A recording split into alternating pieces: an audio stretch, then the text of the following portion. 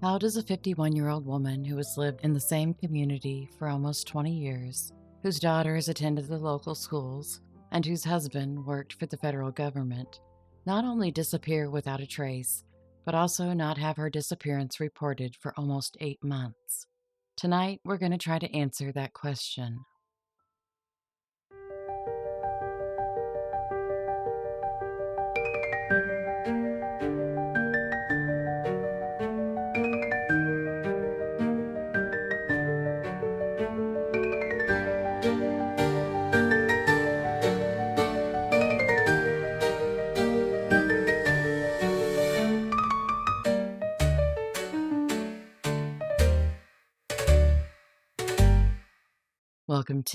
Welcome back to the Agatha May Detective Agency. I'm Agatha May, and in tonight's episode, we're looking into the details surrounding the disappearance of Angela Green.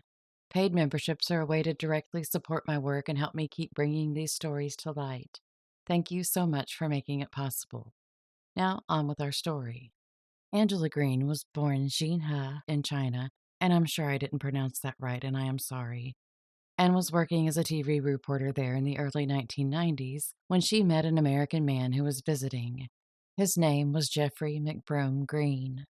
Jeffrey had been married before, and it appears he had children from that first marriage, as there is discussion of child support in the divorce that happened in 1983. I'm not going to give out any names that have to do with his first wife because I don't know their story. I did reach out to her and asked if she wanted to give a statement, but as of this recording, she hasn't responded.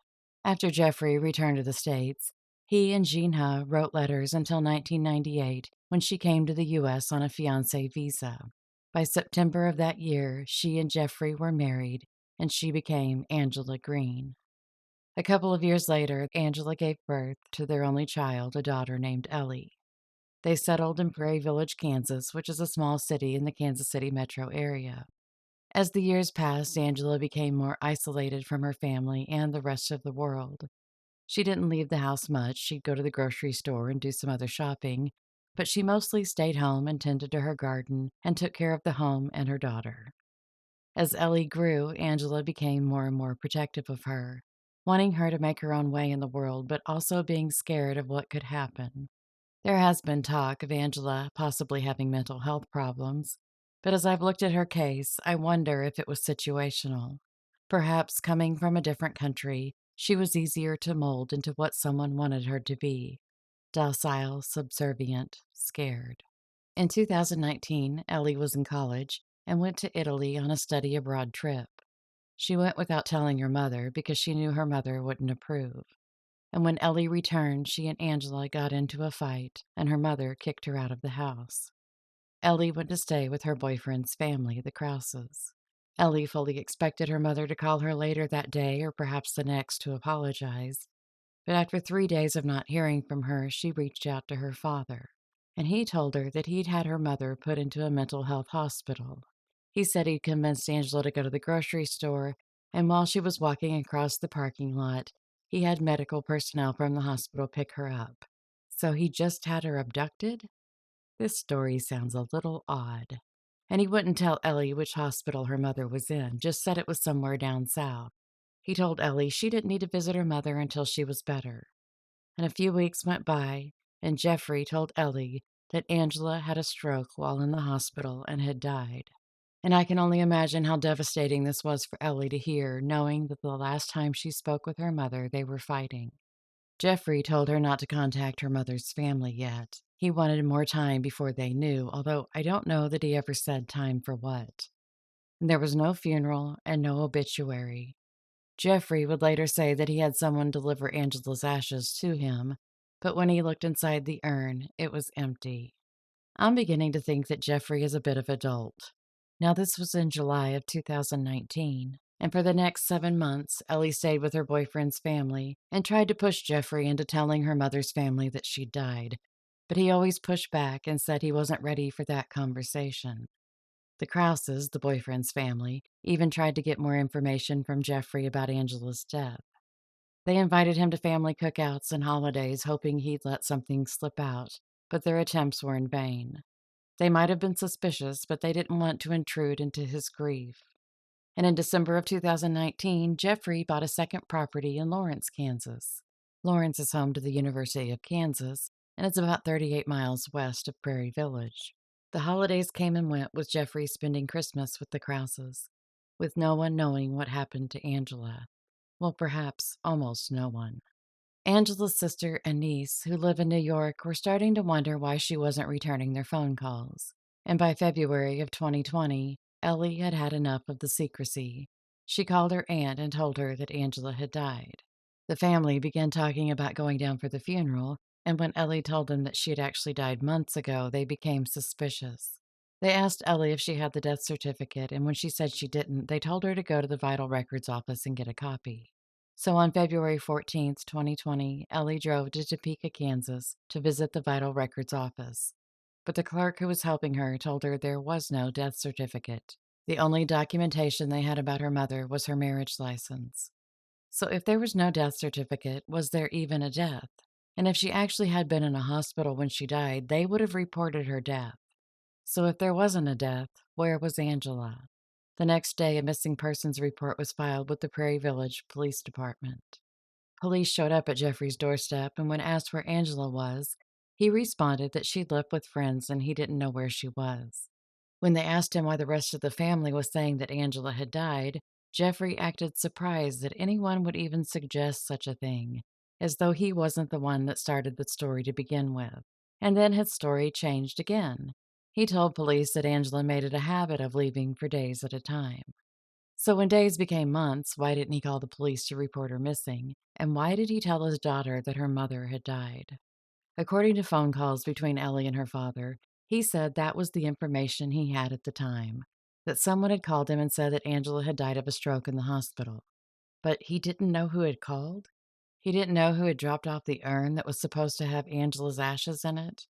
He had allegedly paid $1,500 for the cremation, but had nothing other than an empty urn to show for it. But did he even have the urn? Ellie asked for a photo of it from her father, but I don't think she ever received one, and from what I can tell, no urn ever showed up. When investigators went to Jeffrey's house again, he handed them a business card for a criminal lawyer he had hired and told them he wouldn't be talking to police, and if they had any questions, they could ask his attorney. So this guy has lied to his daughter, he's made up ridiculous stories, and now he's hired a criminal defense attorney. Well, that doesn't seem sketchy at all. The police were able to obtain a search warrant for Jeffrey's house, and when they searched it, they discovered that Angela's wallet, driver's license, passport, and other personal belongings were still in the house. So it didn't look as though Angela left on her own, and she didn't leave the country. They had cadaver dogs at the house, but they were unable to pick up any scent of a body. Jeffrey was a classic car enthusiast and had cars stored on some property in Olathe, Kansas, about 20 minutes southwest of his home. Police were able to obtain a search warrant for that property as well, and they searched all of the vehicles and trailers on the property and had a diving team search the pond that was on the property. But there was no sign of Angela. The cadaver dogs were taken to the storage property as well, but again, no scent was detected. But could the dogs have missed something? Unfortunately, that answer is yes. In 2019, demolition began of the old courthouse in Olathe, and all of the debris and dirt were taken to that 35-acre storage lot. And in places, the dirt was 30 feet deep, and investigators didn't have the manpower or machine power to move all of the dirt. So, was Angela's disappearance coincidental to the courthouse demolition, or was it planned? After police became involved in the case, Ellie began recording the phone conversations she had with her father. And in one, she asked him, "Has your story about Mom changed anymore?" Jeffrey, "No." Ellie, "Because first it was, she's dead, and then now she's disappeared, so." Jeffrey, "Yeah, because I got a call that she had passed away, so." Ellie, "But you can't tell me anything about that call, or who called you, or where, or anything?" Jeffrey, "No, because I was very busy at that particular point in time, so I didn't worry about it, because I knew that information would come in different ways."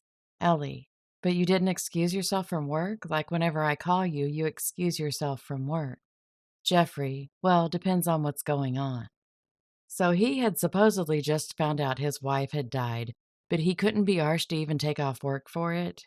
In another conversation, when Ellie asked Jeffrey why he hadn't looked for a death certificate, his response was, quote, I'm not going to go look for a death certificate until I finally need a death certificate. Well, usually that's right after someone dies because you need to take care of legal and financial issues. But for some reason, Jeffrey just wasn't worried about that. He was busy with painting houses and reworking the landscape at his Lawrence house, things that seemed to be more important than finding his wife. It was another 2 months after that phone call before Ellie spoke with Jeffrey again. She had tried calling him, and his excuse was that his phone had a glitch that was showing everyone's call as a spam call. Well, I guess Jeffrey forgot that phones work both ways, and he could have called to check on his daughter in those 2 months. But I think he might have been trying to avoid those phone conversations, the ones where Ellie asked him about what happened to her mother, and him trying to gaslight her through them by telling her that what she thought or said was wrong. More of him giving excuses as to why he wasn't actively helping in the search for Angela and why he wouldn't talk to the police. And in this conversation, there was a discussion about what sounds like a bank account or an insurance policy. Ellie, do you remember the beneficiary document back in September where you had me sign for Mom? Jeffrey, oh, I can't remember because I was changing all the beneficiaries around so that you didn't end up, if something happened to me, you'd end up beneficiary on just about everything. So I think that was Mom's account because we didn't have a beneficiary on Mom's account. So I think it's the only thing I can think of. All the other ones, obviously, signing because I was one of the major persons on that. So I just wanted to make sure that if something happened, then another person would be able to go in and kind of take over the account or the money would go to their person and they wouldn't have to go through the court system because that's always a big payment.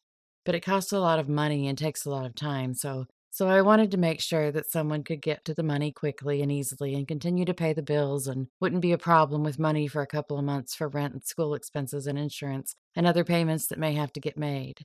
Especially it's going to take some time to sell a house, so you got to keep paying all the bills until the house is sold. Ellie, you're saying that you do realize it's illegal to forge her signature. Jeffrey, yeah, I know that. Ellie, you had me do it instead so you wouldn't get in trouble. Jeffrey, no, because I couldn't do it. The person that owned the account could do it. Ellie, I couldn't do it either. I'm not Mom. Jeffrey, well, I know that. I know that. I see what you're saying. I could have forged your signature, or you could have forged her signature. Yes, I understand that. My handwriting is not very good at all. I don't know if Jeffrey is trying to win it, but I think he's definitely in the running for the world's worst father. He lied to his daughter and made her believe her mother had been committed. Then he lied and said that she had died in some unknown hospital. He had her forge her mother's signature. He lied to the police. He's lied through the entire investigation, and where is he now? Still at home, still not talking to the police, probably still wondering what color to paint the living room. All while Ellie and Angela's family are no closer to the truth about what happened to Angela. They are no nearer to having any closure. Ellie no longer communicates with her father. Angela's family believes she's no longer alive. Jeffrey is now 74, and I hope before he exits this life, he'll come clean about what he knows about what happened to Angela, because I don't believe a single story he's told so far. In February of this year, a private investigator who's been working on Angela's case told a reporter that someone in the Kansas City area talked to him and gave him a lot of new information on the case. Now, at the time that the news was released, the PI hadn't informed the Prairie Village Police Department of the new information. And this alleged new information just happened to come out around the same time that People Magazine Investigates came out with a new episode about Angela's case. I'll let you know if there are any updates in the investigation into Angela's disappearance. Thank you so much for listening to her story. Please like, share, and comment so others can hear too. I'll be back soon with more true crime. Until next time, stay safe and be happy.